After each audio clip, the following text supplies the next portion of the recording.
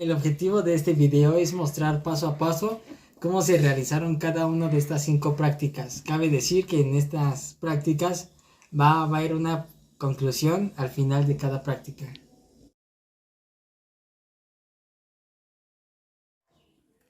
Hola, buenas tardes, mi nombre es Daniel, alumno de la carrera de Ingeniería de quinto semestre.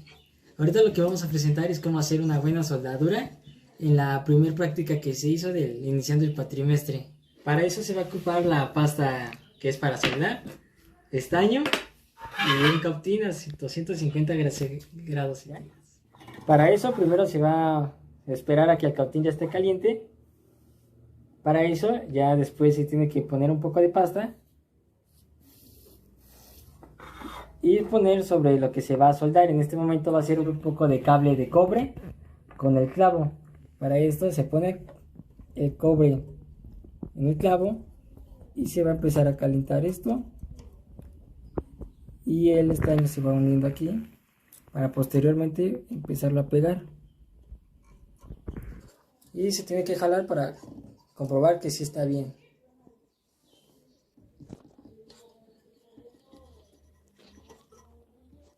Ahora bien, se procederá a pegar este otro clavo. Se hace el mismo procedimiento, un poco de pasta, un poco de estaño, y se va a esparcir hasta que se pegue todo.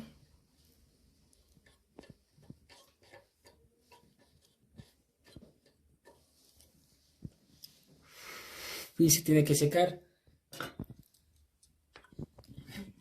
Y se comprueba que no se quite.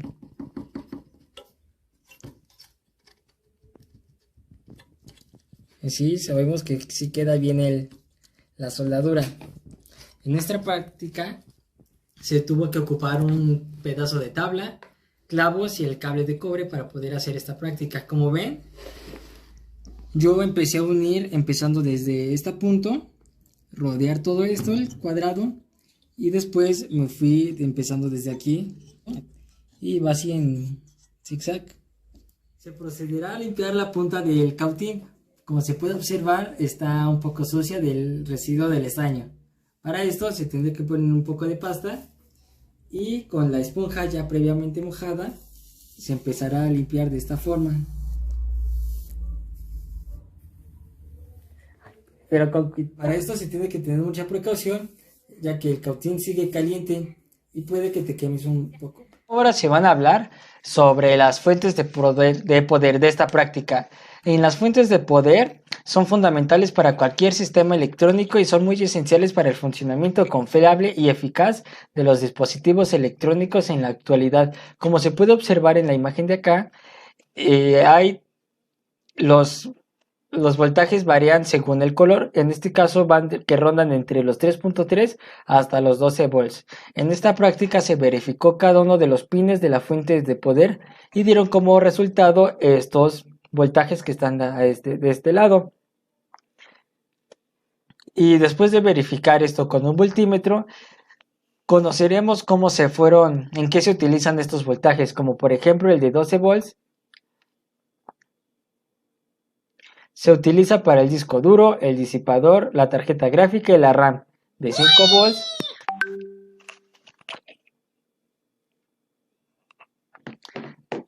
de 5 volts es los puertos USB, el fax mod, el HDMI, chip de video y los buzzers. De 3.3 es la BIOS, los procesadores, los capacitores y el microprocesador. En la conclusión de esta práctica fue identificar cada uno de los colores para que ha sido muy útil en el campo de la electrónica, que estos colores representan varios tipos de voltajes y para comprender mejor la información sobre el funcionamiento de estas fuentes de poder. También se aprendió que es esencial la representación de colores en los voltajes para poder trabajar con las fuentes de poder, ya que esto puede evitar errores y garantizar mayor seguridad al manipular estos circuitos. Ahora después va a ser la práctica de reflow, que esta consiste en pegar o despegar circuitos integrados aunque cabe la posibilidad de que se dañen ya que se exponen al calor directamente. Por ello es muy importante hacerlo de una manera muy cuidadosa y precisa, como se va a mostrar a continuación. Aquí como primer paso se debe colocar un poco de pasta para soldadura en el componente que se quiere retirar. Después de esto, con una pistola de calor se estará pasando, como se enseña en las siguientes imágenes, haciéndole de un lado para otro y no manteniendo la pistola en el mismo lugar, ya que esto puede ocasionar daños en la placa. Después de este procedimiento se procederá a retirar el circuito integrado con mayor facilidad, ya que permitirá hacer la siguiente práctica. Y como conclusión, en este trabajo los componentes electrónicos se utilizaron con maneras muy específicas para la soldadura por reflow, ya que separar los componentes de la placa madre se logró de una manera satisfactoria. En el revaling, que es lo que le sigue de la de reflow, se van a ocupar otros materiales, que va a ser el flux, la cinta de cobre, el cautín con una punta plana y ya. En esto, el primer paso va a ser limpiar bien con los componentes con el que se hizo el revaling, y luego se va a poner un poco de flux, como se está mostrando aquí en la imagen, sobre la parte que se quiere limpiar. Luego se va a colocar un poco de la tira de cobre y se va a pasar cuidadosamente o despacio sobre la parte a limpiar, para que así se pegue todo el estaño en la cinta de cobre y tiene que quedar limpio, como se puede mostrar en la imagen que está abajo, como aquí que se muestra que ya está más limpio, ya no se le ven los puntos de estaño. De esta se concluye que es importante tener en cuenta que la técnica de revaling es una técnica muy avanzada de la soldadura electrónica, ya que requiere habilidades y conocimientos muy especializados. También es importante que se estén utilizando las herramientas y equipos adecuados, así como las técnicas correctas para garantizar que se logre una soldadura de alta calidad y de unión confiable. Y ahora, para las luces audiorítmicas en el protoboard se ocuparon también otros materiales para que se pueda realizar esta práctica de manera correcta, y que estas darán como resultado una práctica que va a empezar a prender. Esto se va a lograr con una serie de materiales que se podrán observar, como se pueden observar aquí, que es el protoboard, LED, el tip C31, el jack de audífonos y una fuente de poder regulable y también unos jumpers. Para esto primero se tiene que entender el siguiente diagrama, que este es el tip, esta es la línea positiva y toda esta es la línea negativa de los LEDs que van directo al tip, y de aquí salen las otras patitas que van a ir para el jack. Después de que ya se haya logrado entender más o menos el diagrama, ya se tienen que colocar los LEDs de manera vertical hacia el IPS puesto de esta manera horizontal, y así queda de la siguiente manera más fácil la colocación de los demás componentes. Después de esto se van a empezar a puentear los LEDs del lado negativo del protoboard, así como los podemos observar en esta imagen. Como se puede observar, ya la patita negativa se está puenteando al área negativa del protoboard. Y después de conectar así bien todo, ya queda conectar el jack al teléfono y probar que sí funcione correctamente, así como se muestra en esta foto. Como se puede observar, están prendidos unos y otros no, por lo mismo de la canción. La conclusión de este video fue que se logró diseñar un circuito que permitió sincronizar la iluminación de las luces LEDs al ritmo de la música o del sonido que se estaba reproduciendo ahí. Además, se pudo observar que al aumentar la intensidad del sonido, las luces parpadean con mayor intensidad y rapidez, lo que genera un efecto visual más atractivo. Ahora será la misma práctica, pero ahora en una placa fenólica.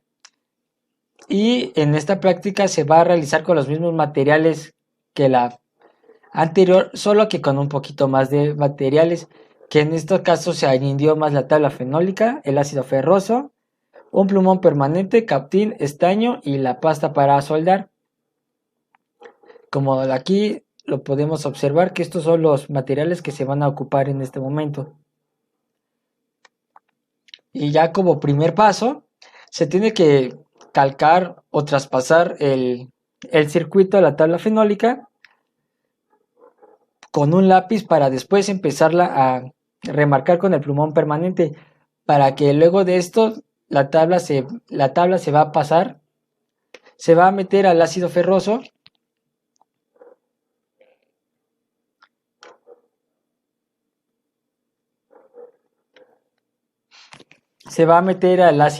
dentro de un taste, vertiendo tantito ácido ferroso y después agua, y empezarla a mover para que se vaya quitando poco a poco el cobre, se vaya disolviendo. Esto puede tardar alrededor de 3 a 5 horas. Y aquí se puede mostrar que se va quitando poco a poco. Después de que se dejó ahí disolviendo, la tabla nada más se va a quedar de lo que se marcó con el plumón, ya que todo lo demás del cobre se va a disolver. Después de que se haya terminado de disolver el demás cobre, se va a limpiar y empezarán a soldar los LEDs. Como aquí se puede ver que ya se están empezando a soldar los LEDs. Pero antes de soldarlos, cabe mencionar que se tuvo que perforar primero la tabla en donde están los puntitos para ya empezar a soldarlos. Luego después de terminar de soldar los LEDs, se soldará el tip y las terminales de positivo y negativo quedarán de la siguiente manera, como aquí se puede mostrar. Estos de acá son los LEDs, aquí está el tip y aquí ya están las terminales.